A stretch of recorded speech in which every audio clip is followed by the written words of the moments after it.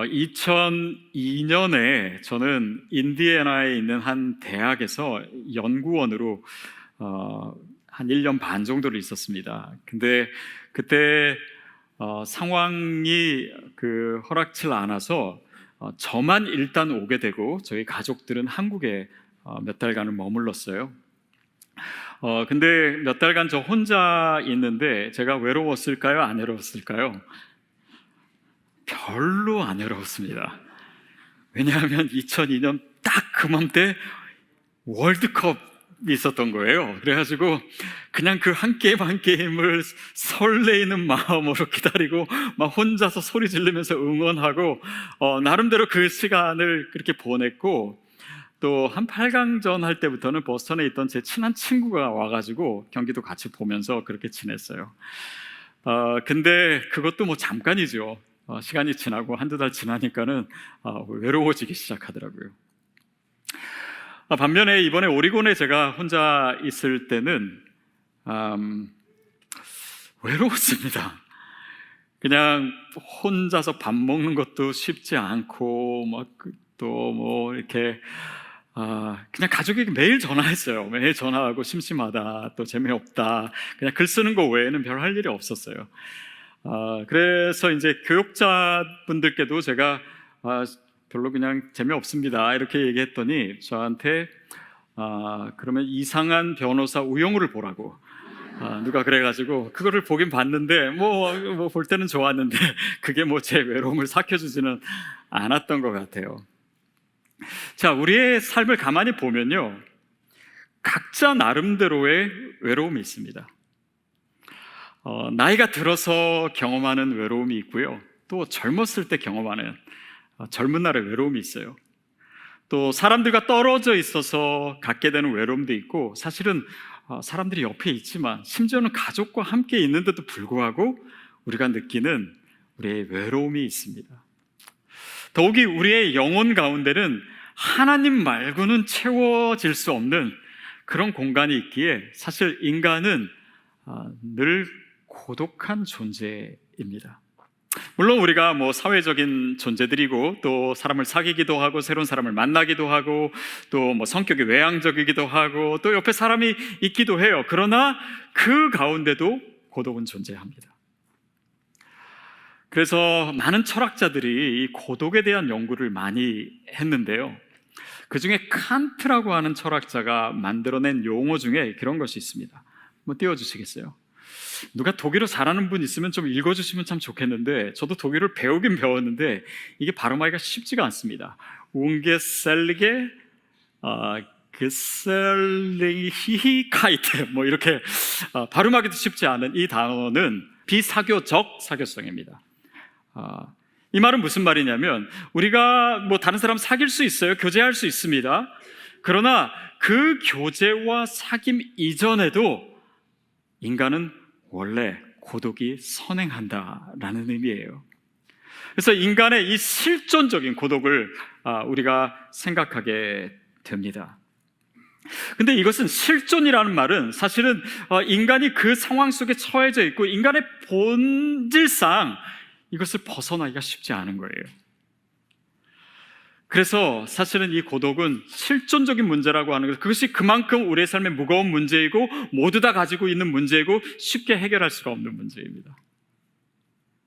그래서 이 문제는요, 잘 다뤄야 돼요. 제가 미국에 온 지 얼마 안 돼서 한국에서 이제 비데를 가져왔는데, 비데를 설치하다가 제가 깜빡 그 물을 안 잠그고 비데를 설치하는 바람에 여기서 물이 터지기 시작해가지고요, 집안이 온통 물바다가 된 적이 있습니다. 그때 제 아내가 그다음부터 제가 뭔가를 고치려고 하면 그냥 하지 말라고 그래요. 근데 뭐 그것도 사실은 뭐 그렇게 어려운 건 아니지만요, 쉬운 문제가 아닌 것은 함부로 건들리면 사실 낭패가 될 때가 많아요. 고독의 문제가 그렇습니다. 우리가 이 문제를 우리가 자칫 잘못 다뤘다간요, 더 나쁜 죄에 빠질 수가 있습니다. 중독에 빠질 수도 있어요. 우리의 영혼에 흠집을 남길 수도 있고, 어떤 사람은 그 인생 자체가 파괴될 수도 있습니다. 그래서 이 문제는 사실 죄인인 인간이, 고독한 인간이 스스로 다룰 수 있는 문제가 아니에요. 그래서 하나님께서 그 문제를 다뤄주시길 원하세요. 자, 먼저 이 문제를 다루기 위해서는요, 내가 고독하다라고 하는 것을 인식할 필요가 있습니다. 여러분은 어떻습니까? 고독합니까? 여러분 외롭습니까? 제가 손들라고 하지는 않을게요. 왜냐하면 우리 모두가 다 외롭기 때문이에요. 근데 어떤 사람은요, 이것을 잘 못 느낍니다.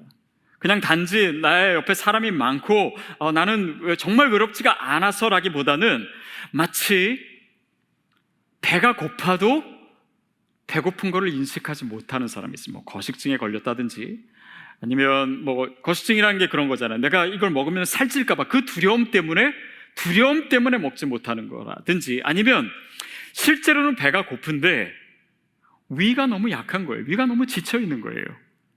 그러니까 배고픔을 느낄 시간이 됐는데도 그걸 느끼지 못해요. 우리의 영혼이 그럴 수 있습니다. 실제로는 외로운데 사람에게 너무 지쳐 있는 거예요.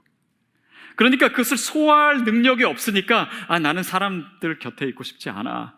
나는 외롭지 않아. 나는 그냥 개 한 마리만 있으면 돼. 나 다 끊고 사니까는 그냥 뭐 편해. 더 이상 상처받고 싶지 않기 때문에 그럴 수도 있어요. 그래서 우리가 내가 고독하다라고 하는 것을 인정하는 그것 자체가 치유의 시작일 수 있습니다. 오스트리아의 문학가였던 릴케는 이 고독의 문제에 대해서 이렇게 얘기합니다. 같이 한번 읽어볼까요? 시작. 고독은 인간이 존재의 근원으로 가는 실존적 언어이다. 사실 어려운 단어들이 있어서 좀 이해하기 어려울 것 같은데, 사실은 이 말, 고독은 인간의 존재의 근원으로, 내가 정말 누구인지, 인간이 정말 무엇인지 그것을 깨닫게 되기 위해서는 이 고독이라고 하는 길을 통과해야 된다. 그러니까 이 고독이라고 하는 것은요, 내가 이것을 떨쳐버리고 내가 이것을 외면할수록 나에게 더 달라붙습니다. 그래서 이거는 회피해야 될 문제, 없어져야 될 문제이기 전에 내가 대면해야 돼요. 그래, 나는 고독한 존재야. 그리고 그 고독 가운데서 그 고독의 자리에 계신 주님의 초대를 인식할 수 있어야 됩니다. 왜냐하면 바로 그 자리에 주님이 계시기 때문에. 예수님이 우리에게 오셨다라고 하는 사실이요, 인간의 실존 자체에 오신 거예요. 이 고독이라고 하는 실존 자체에 오셨습니다. 그분도 외로우셨어요. 그분도 배신당하셨습니다. 그분도 사람들의 비웃음을 당하셨어요. 조롱을 당하셨어요. 혼자 남겨주셨어요. 사랑하는 사람들마저 떠나가는 그런 경험들, 그분은 고통을 아시고 고뇌를 하십니다. 그래서 그 자리에서 우리를 만나시는 분이세요. 그분은 우리의 외로움의 아픔을 아십니다. 그래서 그 외로움의 적막함도 아시고, 그때 느끼는 그 슬픔과 아쉬움도 그분은 아세요. 어쩌면 우리가 고독하다고 느낄 때는 그분의 그 초대에 우리가 그 초대를 받았다라고 하는 의미일 수도 있습니다.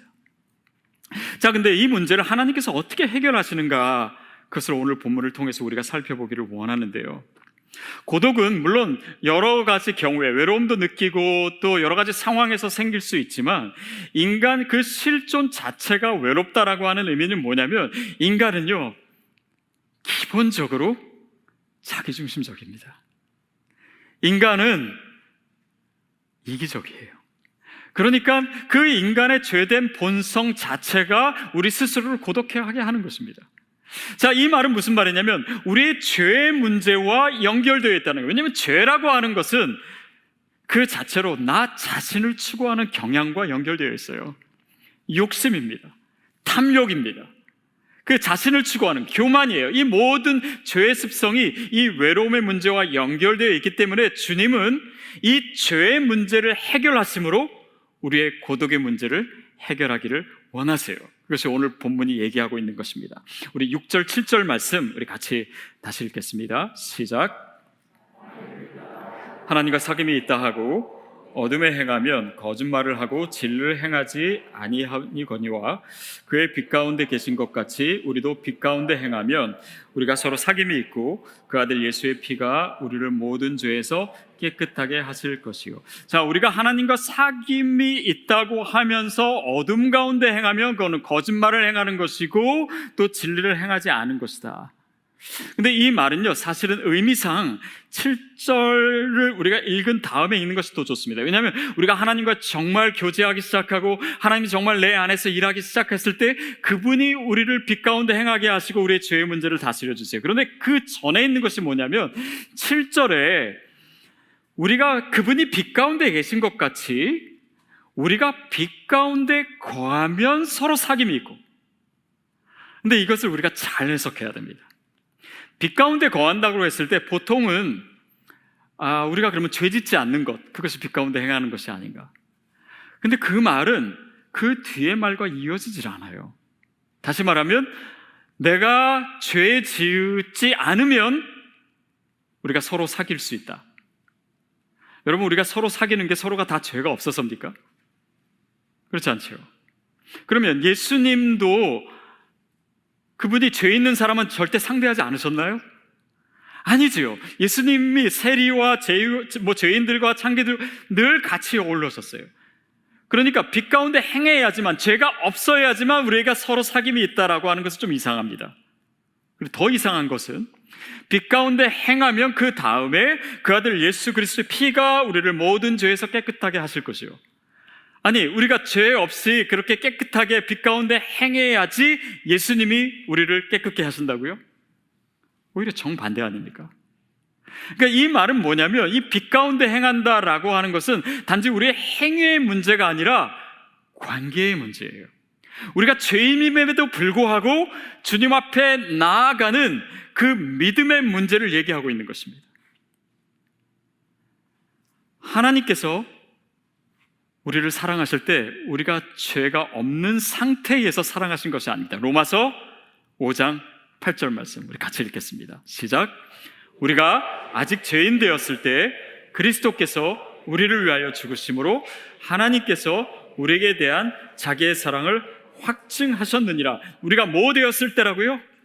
죄인 되었을 때, 그때 예수님께서 우리를 위해서 죽으신 거예요. 우리가 그로 말미암아 죄인임에도 불구하고, 여러분, 우리가 지난주에 완벽하게 행했기 때문에 오늘 주님 앞에 나왔습니까? 지난주에 우리가 죄 지은 적이 없기 때문에 오늘 우리가 예배드릴 수 있나요? 우리가 하나님 앞에 나아갈 수 있는 것이 아니라, 놀랍게도 구약에서는 그것이 가능하지 않았는데, 죄 있는 인간은 하나님의 이름을 함부로 부를 수조차 없었는데, 그리스도로 말미암아 우리가 죄인임에도 불구하고, 허물이 있음에도 불구하고 주님께로 나아갈 수 있는, 하나님께로 나아갈 수 있는 그 구원의 길이 열린 것입니다. 이것이 복음이에요. 우리가 이것을 받아들였습니다. 내가 죄인임에도 불구하고 하나님과 사귈 수가 있는 조건이 이제 확보된 것이에요. 이게 원리입니다. 하나님과의 사귐은 그렇게 시작되었어요.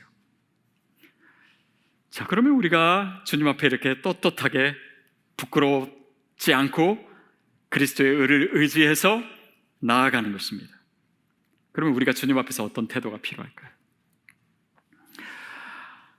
제가 한국에서 신학교에 있을 때 지금 와서 생각해 보니까 가장 기억에 남는 학생을 떠올리라면 한 분이 생각나요. 그분이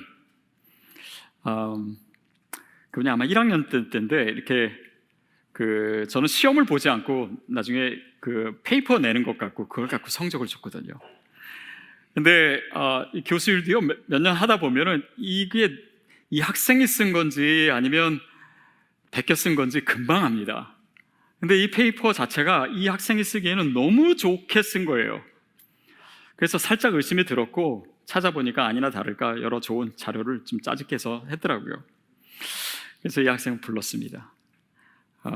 제가 보기에는 이게 본인 쓰신 것 같지가 않은데 했더니 그냥 납작 엎드리시더라고요.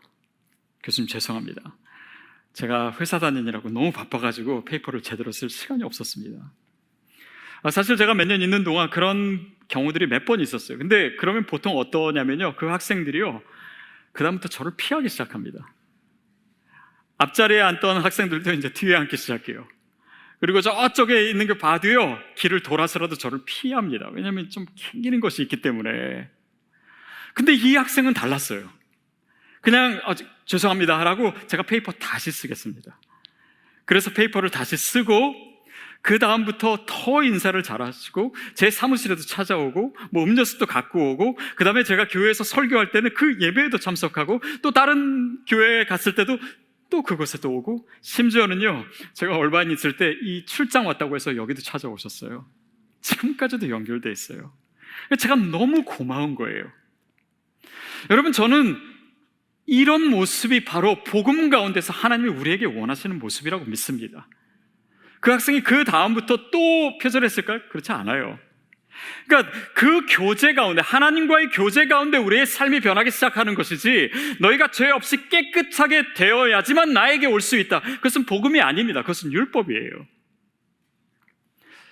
그래서 오늘 하나님께서 우리에게 체험하게 하시는 그 구원의 은혜와 구원의 감격이 그것임을 우리가 알고 체험했습니다. 그런데 우리의 삶과 관계는 어떨까요? 여러분 주변에 계신 분들이 다 완벽한가요? 여러분 배우자, 내 배우자는 진짜 완전합니다, 한번 손 들어 보시겠어요? 제 아내도 안 들더라고요. 당연히. 그런데 왜 삽니까? 우리의 이를 악물고라도 삽니까? 그래도 우리는 사랑할 수 있는 거예요. 자녀도 마찬가지고. 근데 우리가 다른 관계를 맺으면서는요, 그게 어려울 때가 있습니다. 사실 사람들을 보면 한 분 한 분 보면 허물도 있고 또 좋은 점들도 많아요. 사실은 좋은 점들이 훨씬 더 많습니다. 근데 많은 경우에 우리는 그 좋은 점에도 불구하고 한마디 나한테 서운하게 하거나 내가 그 모습이 마음에 안 들거나 어떤 상황에서 어떤 한 사건 때문에 우리는 그 사람에게 마음을 완전히 닫아버릴 때가 많아요. 빼기를 하는 것입니다. 아니, 하나님께서 우리에게 허물에도 불구하고 우리를 용납해 주셨는데, 우리는 그 사람이 무슨 점수로 얘기는 뭐하지만 80점, 90점이 돼도 상관없어요. 한 가지만, 아니 한두 가지만 안 좋으면 차단해요. 벽돌을 쌓습니다. 관계에 담을 만들어요. 그리고 그것이 하나씩 만들어져서 결국에는 그 담이 나를 소외시키는 거예요. 어쩌면 우리의 삶의 외로움은 그렇게 오는 경우들이 많습니다. 결국은 복음이 내 안에 들어오고 내가 그 은혜를 체험했음에도 불구하고 그것이 내 삶으로 이어지지 않을 때 오는 것이 외로움이고 고독이에요. 결국 그 복음 가운데 해결이 있습니다. 우리가 그것을 알고 또 가정에서 또 교회에서 이 사랑을 실행해 보는 거잖아요. 실천해 보는 것이잖아요. 그렇지 않습니까? 우리가 믿는 공동체라고 하는 것은 그 복음의 원리 안에서 우리가 살아내는 훈련을 하는 거잖아요. 우리 MC에서도 그렇잖아요. 자, 어떤 분 중에는요, 지금 MC에 계시는데 연말에 개편을 한다니까 조금만 참자. 이를 악물고 참자. 여러분, 물론 내년에 새롭게 MC가 만들어질 거예요. 그러면 여러분이 기대하는 대로 완전한 사람들로 MC가 구성될까요? No way. 그렇지 않습니다.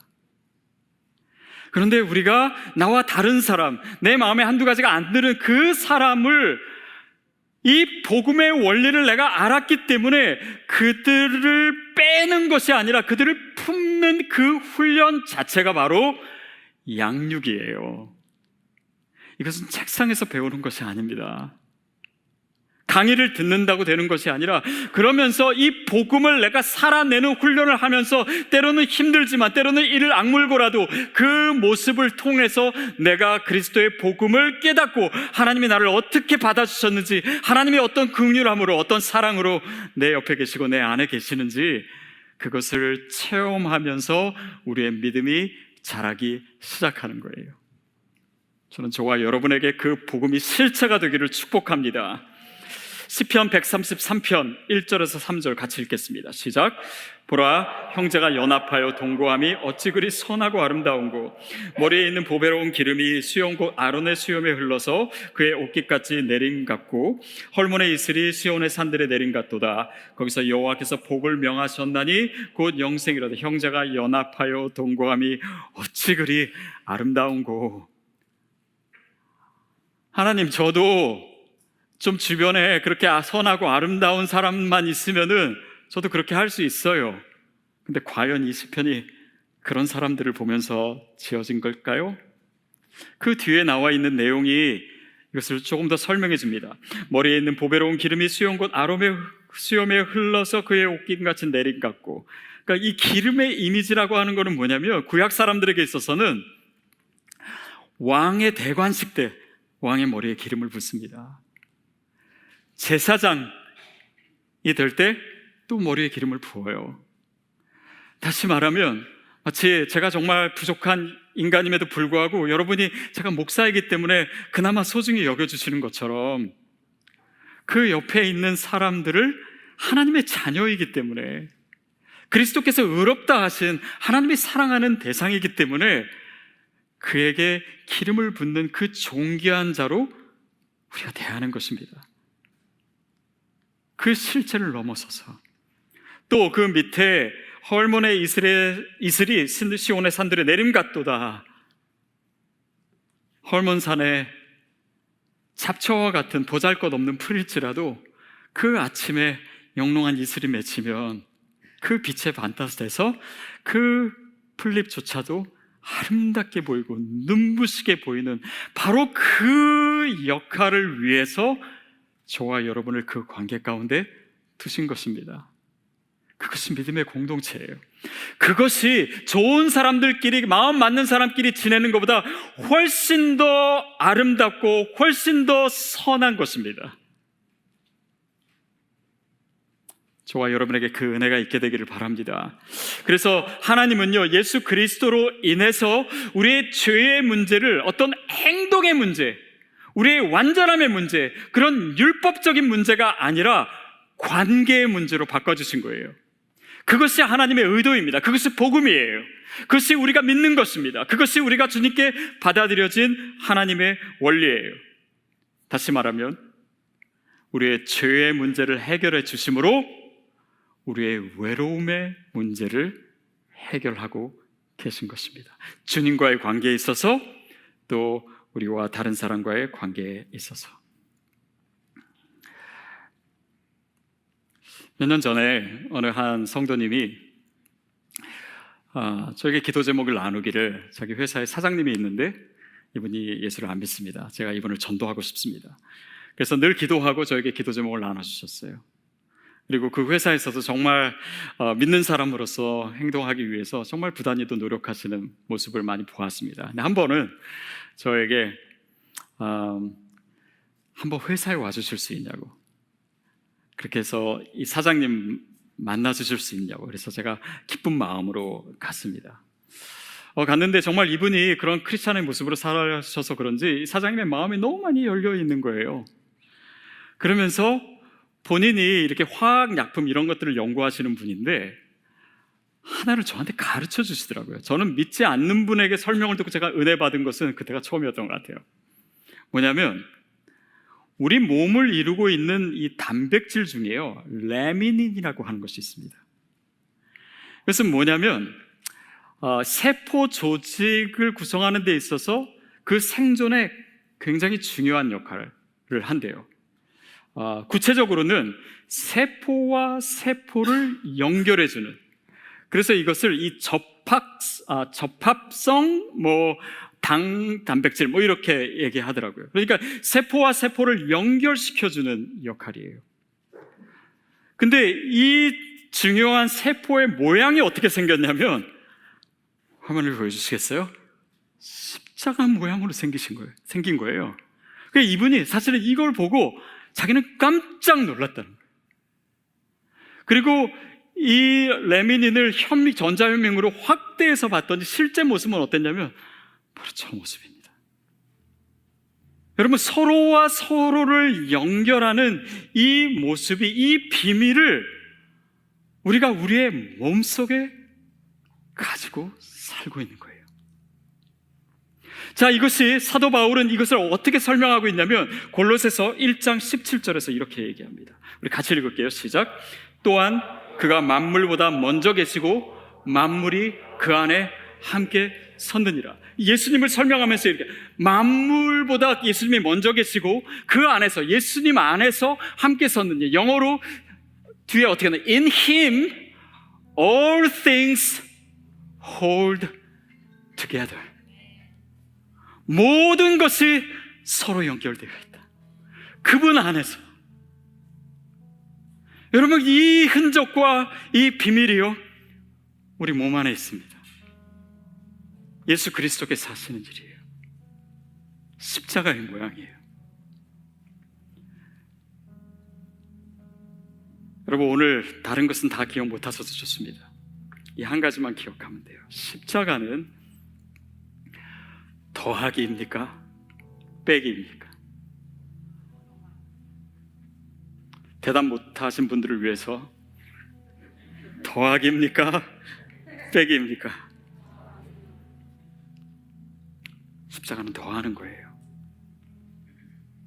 복음은 더하는 것입니다. 그동안 우리 자신의 기준 때문에, 어쩌면 나의 상처 때문에 내가 빼기를 했다. 내 마음을 차단하고 있었다. 그래서 내 마음에 벽을 쌓고 그 안에서 외로워하고 있었던 나에게, 우리에게 십자가의 복음, 내가 믿고 있는 이 복음, 내가 믿고 있는 이 예수님이 내 안에 증거로 주신 그 더하기를 여러분 기억하셔야 됩니다. 오늘 하나님께서 저와 여러분에게 다시 말씀하신, 네가 예수를 믿느냐? 우리가 정말 복음 가운데 있다 한다면 주님 얘기하십니다. You are not alone. 너는 혼자가 아니야. 너의 허물과 내 안에 있는 담에도 불구하고 그 담을 부수고 내가 너에게 갔듯이 나는 너를 그 외로움 가운데 두고 싶지 않아. 이제는 그 담을 헐고 더 이상 빼기가 아닌 더하기의 삶으로 저와 여러분을 초대하십니다. 마치 아까 레미닌의 그 모습처럼 마치 두 팔을 벌려서 주님께서 우리를 안으셨듯이 여러분의 두 팔도 그렇게 벌려질 수 있게 되기를 바랍니다. 그래서 하나님이 허락하신 우리 주변에 주님의 사랑이 필요한 영혼들에게 여러분의 팔을 벌리시는, 그래서 그 외로움을 넘어서 하나님의 그 아름다운 교제와 축복이 있는 우리 모두의 삶이 되기를 진심으로 바랍니다.